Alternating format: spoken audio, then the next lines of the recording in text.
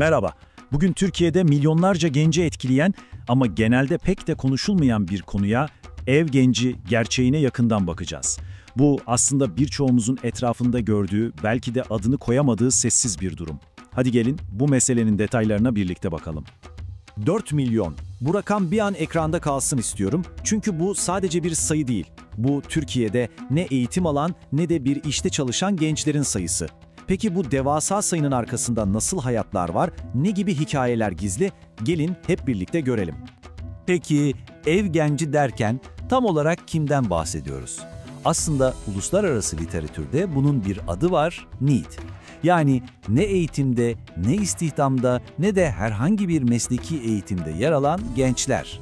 Kısacası hayatlarının en verimli, en üretken olması beklenen bir döneminde sistemin tamamen dışında kalmış milyonlarca insandan söz ediyoruz. Yol haritamız da şöyle olacak. Önce Türkiye'deki genel duruma, büyük resme bakacağız. Sonra rakamlarla bu gençlerin bir portresini çizeceğiz. Ardından onları evde tutan psikolojik dinamikleri, yani ev bir sığınak mı yoksa bir kapan mı, bunu anlamaya çalışacağız. Hayalleriyle gerçekleri arasındaki o büyük boşluğa bakıp en sonunda da peki bu döngü nasıl kırılır sorusuna cevap arayacağız. Hadi başlayalım. İlk olarak Türkiye bu konuda dünyada nerede duruyor? Yani durumumuz ne kadar ciddi? Önce bunu bir görelim. Rakamlar arasındaki fark gerçekten inanılmaz. Bakın, Eurostat verilerine göre 15-29 yaş grubunda Avrupa Birliği'nde bu oran ortalama %18 iken Türkiye'de neredeyse 2 katına fırlıyor ve %35.6'ya çıkıyor. Yani basit bir dille söylemek gerekirse, Türkiye'de sokağa çıktığınızda gördüğünüz her 3 gençten biri ne okulda ne de bir işte. Durum bu kadar net. Şimdi o büyük sayının, o 4 milyonun arkasındaki insanlara biraz daha yakından bakalım. CI Insight'ın yaptığı çok kapsamlı bir araştırma var. Bize bu gençlerin portresini sunuyor. Peki kim bu gençler? Nasıl bir hayatları var? Ve daha da önemlisi ne hissediyorlar? İlk olarak en temelden, yani paradan başlayalım. Finansal durumları ne? Tablo çok açık. Her 10 gençten 9'u ailesinin desteğiyle ayakta duruyor. Ortalama aylık bütçeleri de yaklaşık 6.000 lira. Ve işin daha da acı tarafı, her 10 gençten 6'sı bu paranın temel ihtiyaçlarına, yani yeme içme, faturalar gibi şeylere bile yetmediğini söylüyor. Aylık gelirim temel ihtiyaçlarıma yetmiyor. İşte bu cümle aslında bütün istatistiklerin ötesinde yaşanan o insani durumu tek başına özetliyor. Ve unutmayın, bu cümleyi araştırmadaki her 10 gençten 6'sı kuruyor. Peki bu gençlerin bir günü nasıl geçiyor? Zamanlarının büyük bir bölümü gördüğünüz gibi daha çok dizi, film izlemek, sosyal medyada vakit geçirmek gibi daha pasif aktivitelerle dolu. Kendilerini geliştirebilecekleri hobiler ya da topluma bir fayda sağlayacak projeler ise maalesef listenin epey bir altında kalıyor.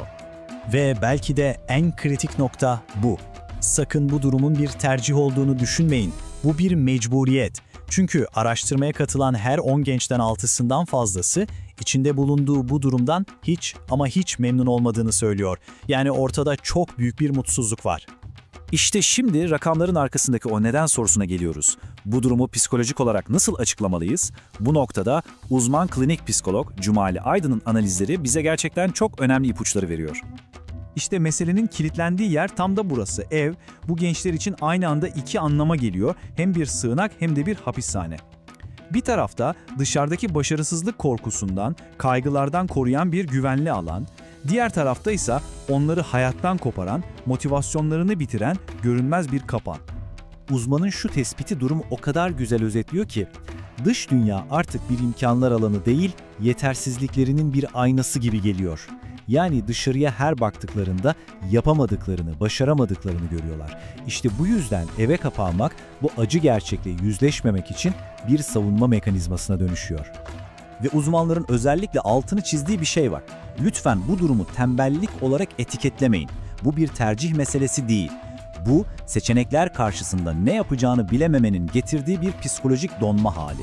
Sanki sistemleri kilitlenmiş gibi öylece kala kalıyorlar. Peki bu gençlerin hiç mi hayali yok? Elbette var. Ama o hayallerle yaşadıkları gerçeklik arasında nasıl bir uçurum var? Şimdi biraz da buna bakalım. Hayallerine baktığımızda ne görüyoruz?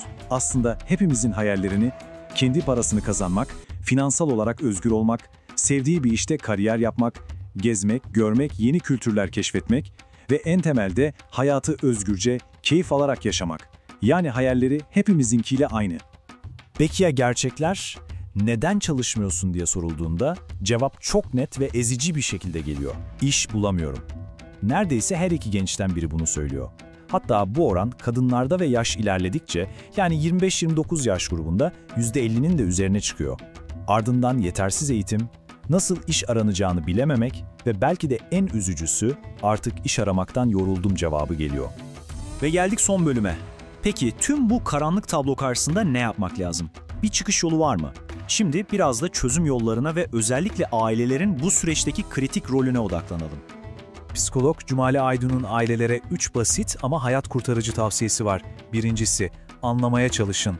Yargılamadan önce çocuğunuz neden bu halde, bunu gerçekten anlamaya çalışın. İkincisi, yargılamayın.